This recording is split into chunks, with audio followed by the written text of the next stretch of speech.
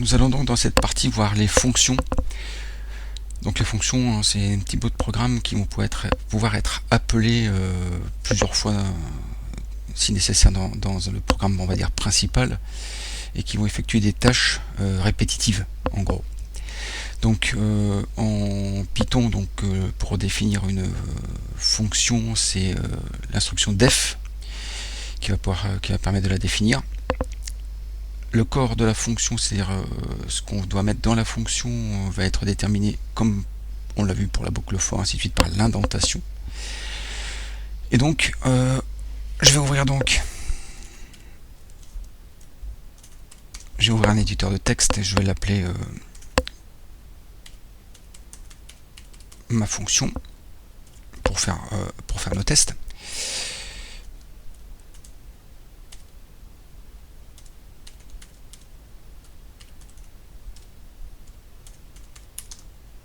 Donc je signale que nous sommes en train d'effectuer un programme en Python.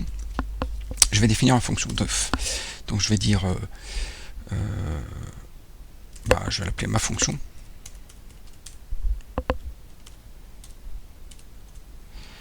Et je vais faire print. Nous sommes dans la fonction. Simplement. Et donc dans mon problème principal, qui se trouve là en dessous, je vais appeler ma fonction.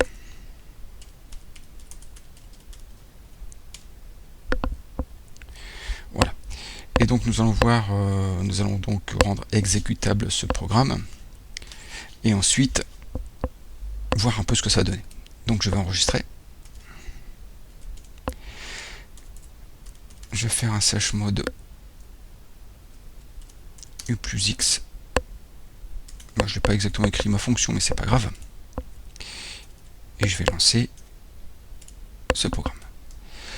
Donc nous voyons, si je remets le contenu, nous voyons que quand j'ai lancé mon programme, ça s'est inscrit, nous sommes dans la fonction, c'est-à-dire que j'ai appelé ma fonction, qui est donc une fonction qui se trouve ici, et dans celle-ci, j'ai fait juste un affichage écran de cette phrase. Donc nous avons bien l'affichage ici qui est apparu. Si nous voulons faire des commentaires, je vais reprendre. Si nous voulons faire des commentaires, ici, nous allons pouvoir, dès la définition de ma fonction, ici, voilà, au-dessus, je vais pouvoir ouvrir les triples cotes, les triples doubles cotes ou les triples simples cotes et mettre ceci et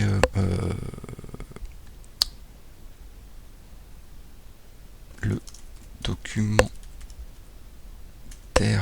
qui explique le fonctionnement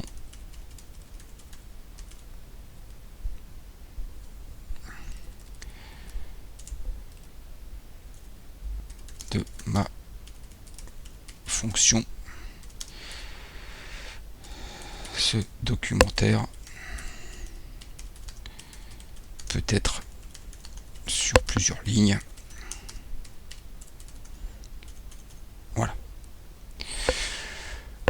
Donc c'est ce qui va me servir de documentaire de ma fonction. Je vais pouvoir écrire autant de lignes que je veux pour expliquer le fonctionnement de ma fonction et ainsi de suite. Donc je peux enregistrer, je vais vous voir si je relance. J'ai mis des caractères accentués, donc je vais lui dire ici que j'accepte des caractères accentués.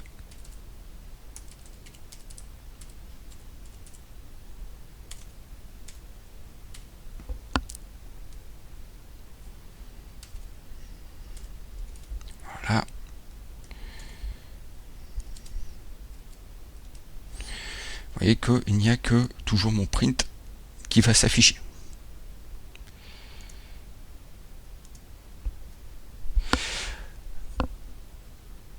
Nous n'avons passé aucun paramètre à cette fonction.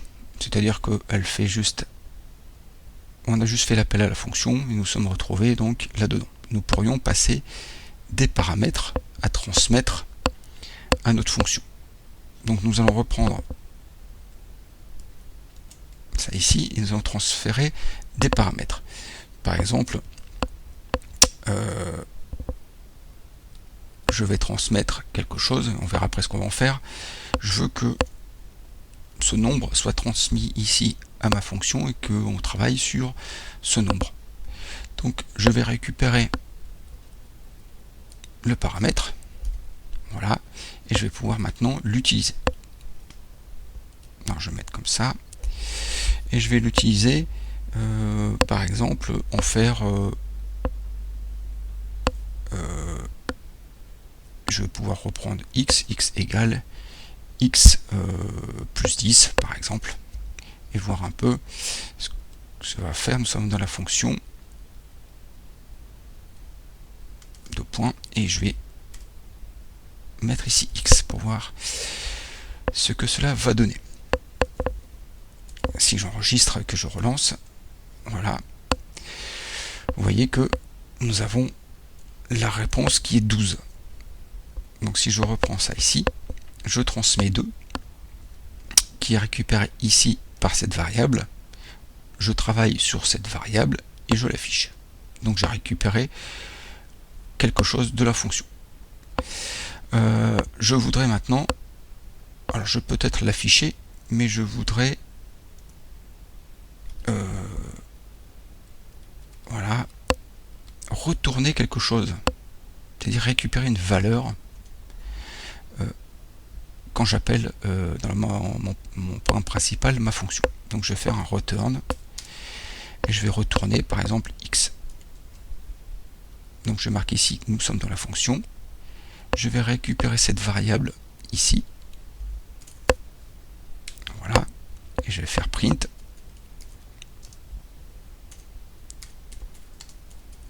Nous sommes dans le main. Deux points. Virgule var. Je vais enregistrer.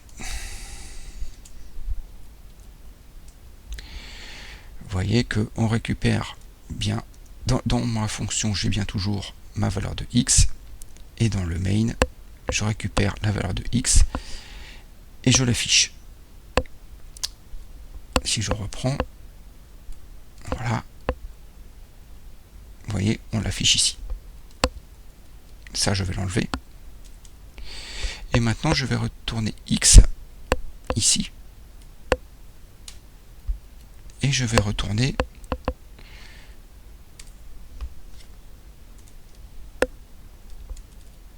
x carré. Donc nous voyons ici que je mets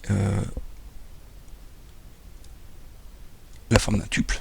Donc entre parenthèses, je retourne x et je retourne la valeur de x au carré.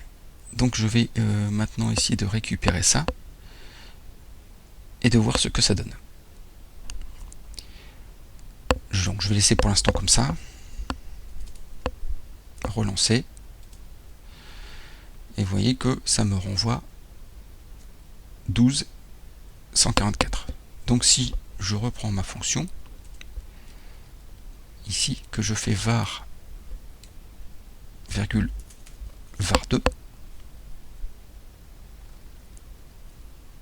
donc je vais retirer ça, je vais marquer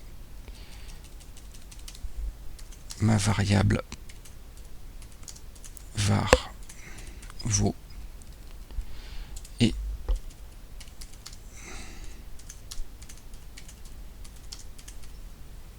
var 2 vaut, voilà. Vous voyez que je récupère maintenant séparément ma variable var et ma variable var2. Ici, quand je l'ai récupéré sur une seule variable, j'avais donc un tuple avec les deux valeurs qui étaient récupérées. Je peux donner des valeurs par défaut. Alors je vais reprendre ma fonction ici, je vais mettre x égale 2, je vais appeler ici une fois cette fonction avec aucun paramètre.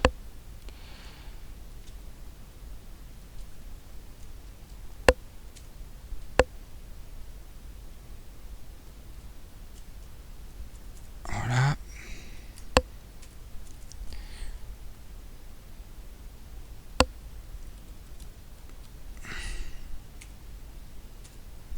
Et je vais la remettre ici. Voilà. Je vais appeler une fois donc ici donc var2, ici var, et je vais mettre ici 6. Donc une première fois j'appelle ma fonction sans paramètre et une deuxième fois ma fonction avec un paramètre. Donc nous voyons que si nous ne mettons pas de paramètre à la fonction, par défaut x vaut 2, parce que ici on a 10 plus 2, et quand on met un paramètre à ma fonction, à ma variable x, c'est ce paramètre qui est pris et non plus la valeur par défaut 2. Donc voilà pour les fonctions. Nous irons plus en avant dans ces fonctions lorsque nous étudierons d'autres choses. Mais voilà pour aujourd'hui sur les définitions.